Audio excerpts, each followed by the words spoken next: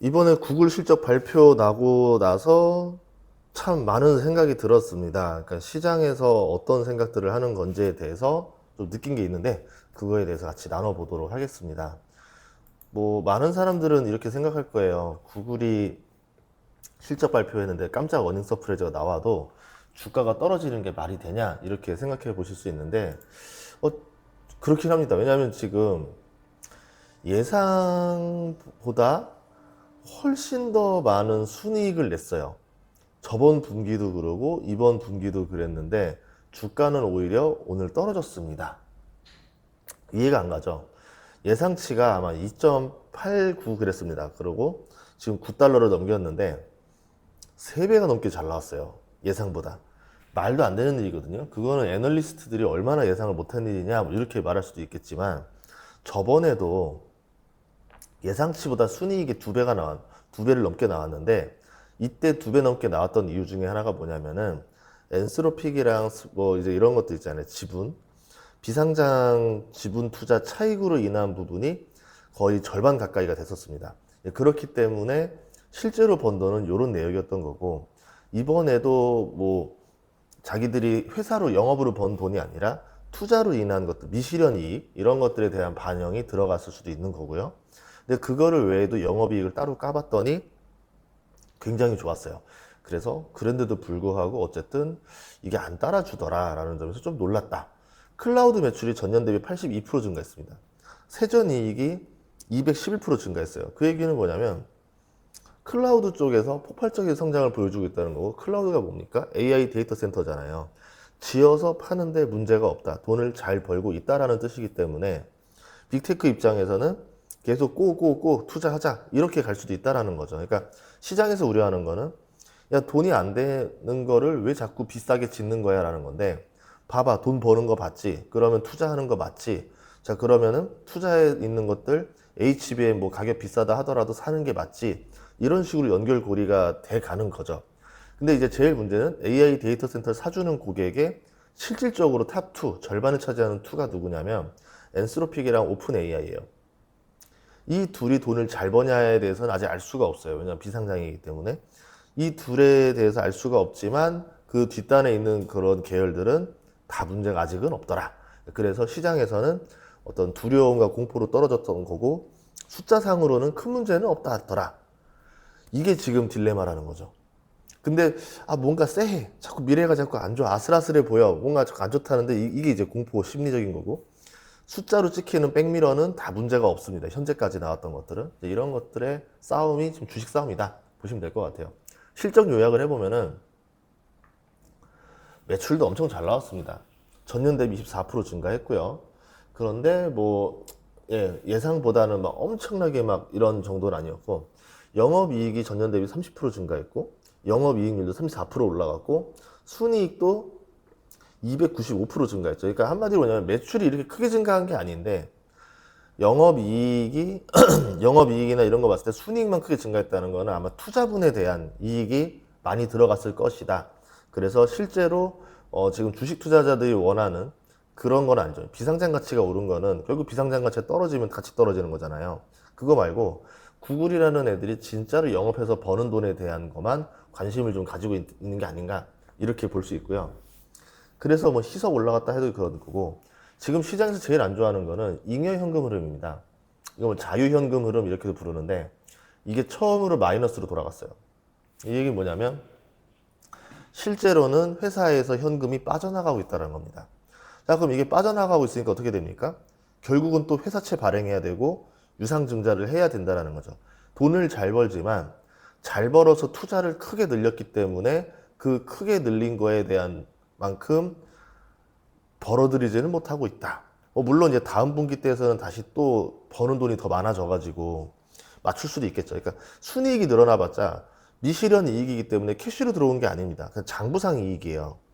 근데 실제로 투자를 해야 되는 거는 진짜로 캐시가 빠져나가야 되는 겁니다. 그리고 이제 구글이나 빅테크들 부채가 또 어떤 게 있냐면은 약정 대출이라고 해야 될까요? 이제 이런 거라고 해야 될까요? 제가 렌트비가 있는데, 렌트카가 있는데 매달 50만 원씩 나가는 렌트카라 쳐요. 그러면 제 관점에서는 이번 달에는 50만 원만 지출한 거로 기록이 됩니다. 그런데 그걸 봐야 되겠죠. 저 렌트카를 몇 년 동안 계약하셨나요? 네, 20년이요. 20년 동안 계속 지출을 해야 되고 안 써도 내야 되는 강제 의무가 있습니다. 그러면은 이거는 지출 약정이라 봐야 되겠죠. 이거를 부채로 봐야 될까요? 아닐까요? 애매하긴 하죠. 근데 그것까지 씌우게 되면은 실제로 지금 하이퍼스케일러들의 부채라고 봤을 때 3배 정도, 예, 그 회계장부에 나오는 것보다 3개 정도 사이즈로 위로 올라갑니다. 뭐 이제 그런 것들이 있는데, 뭐 임의현금 흐름이 나빠진다라는 점은 시장에서는 결국 얘 또 유상증자 하겠네, 회사채 찍겠네 라고 볼 수 있겠죠. 근데 이미 구글이 유상증자 했고요. 글로벌에서 회사채도 많이 발행했고요. 그런데 여기서 또 돈을 땡긴다고 하면은 이제 좀 부담스럽지 않을까라는 우려들도 존재할 수 있다라는 거죠. 근데 그만큼 돈을 잘 벌고 효과가 있고 계속 투자는 한다라고도 볼 수 있습니다. 왜? 클라우드 쪽 지금 보다시피 매출과 이익이 너무 좋으니까. 그래서 좀 조금만 견디면 되는 거 아니야? 이런 생각을 할 수도 있겠죠. 자, 근데 이제 버핏이 투자한 게 구글인데 이렇게 생각해 볼 수도 있어요. AI 지출이 지속적으로 증가해서 결국 이렇게 들어갔는데 지금 카펙스 가이던스 상향됐고 반도체는 호재가 되겠지만은 이거 버핏의 관점으로 보는 거 제가 생각하는 건 뭐냐면 이 자본적 지출이 구글뿐만 그럴 건 아닐 것이다. 하이퍼스케일러는 다 똑같은 상황에 처한 거고 다 이렇게 엄청난 투자를 늘려 나가야 되는데 견뎌내는 힘이 구글이 제일 좋다라고 판단했기 때문에 버핏이 투자한 게 아니냐라는 거죠. 그러니까 AI 경쟁에 대해서는 최근 인터뷰를 보니까 안 좋게 보더라고요. 이걸 자체를. 그래서 뭐 좀 그 중에서 일부 단어들만 써가지고 뉴스에서 되게 막 좀 부정적인 뉴스로 헤드라인 나간 것들이 많이 있는데 AI 경쟁 자체는 안 좋게 본 게 맞습니다. 그런데 구글에 대해서는 경제적 혜자가 너무 좋다. 월가에서 있는 대부분 회사들은 뭐 90%, 95%는 다 물건을 파는 쪽인데 여기는 엄청나게 독점적인 것들을 팔고 있잖아요. 광고 쪽이 분야에서. 그러니까 이제 버핏 생각하는 제품이라는 부분은 아니지만 독점이라던가 경제적 혜자라는 부분에서는 구글이 합격점이고 돈을 쓰는 게 굉장히 낮아요. 그러니까 광고 부분에서 투자 대비 효과가 좋은 사업들을 하고 있죠. 다만 이제 AI 투자를 너무 많이 하는 게 이제 리스크긴 한데 구글도 이 정도로 힘든데 다른 기업은 견딜 수 있겠어? 이게 버핏의 생각인 것 같습니다. 마이크로소프트도 잘 견디는 편 중에 하나인데 마이크로소프트는 옛날부터 빌 게이츠랑 워낙 친하기 때문에 개인적인 관계로 투자 안 한다 했었거든요.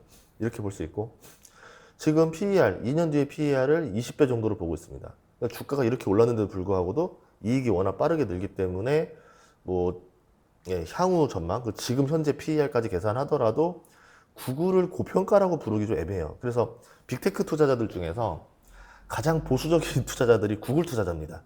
그래서 버핏이 투자하는 순간 빅테크는 정말 투자하고 싶었는데 그나마 본인이 이해할 수 있는 가장 보수적인 예, 기업을 선택한 게 아닌가라고 볼 수 있겠죠. 여기서 이번에 컨퍼런스 콜 발표한 것들 조금 보면은 어디에서 조금 이제 늘었는지 볼 수 있겠죠. 예, 보면은 이제 뭐 영업 지출 뭐 이런 것들 보면은 어디가 늘었냐면은 리서치 개발 쪽에 돈을 확 늘렸기 때문에 지금 이렇게 비용이 늘어났구나 볼 수 있고 그다음에 구글 서비스 매출 그리고 영업이익 쪽인데요. 지금 매출 쪽을 보면은 어디가 많이 늘어났냐면은 서치 쪽 검색 쪽이 늘어난 거예요. 그러니까 광고에서는 돈을 잘 벌었고 이 리서치라던가 개발 쪽에 연구에다가 그러니까 뭐 AI 이런 데 돈을 많이 쓰고 있다 이렇게 볼 수 있는 거고요.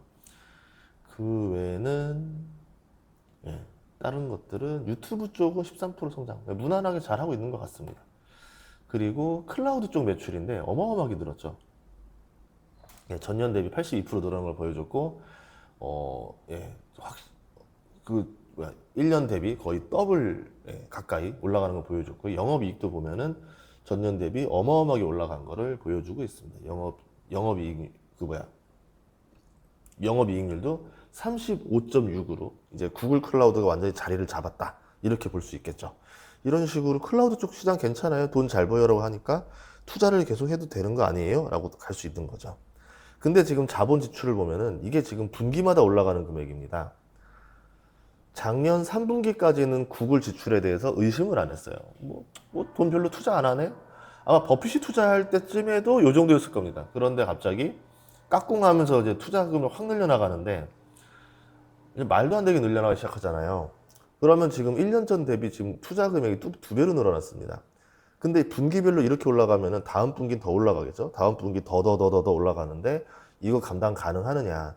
이게 시장에서 안 좋아하는 거고, 그렇게 되면서 그 자유현금 흐름이 따라가지 못하게 되는 거죠.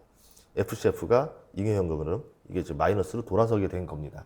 그거는 투자가 늘었기 때문인데, 지금 투자가 늘어나는 각도를 보니까 줄일 것 같아 보이지는 않고, 그러면은 지금 돈을 너무 잘 벌고 있지만 그게 견디지 못하는 상황이고, 조금이라도 정체가 되는 순간에는 이 프리 캐시플로우가 더 나빠지기 시작하면서 결국은 또 유상증자, 회사채 발행 이렇게 갈 수도 있지 않는가.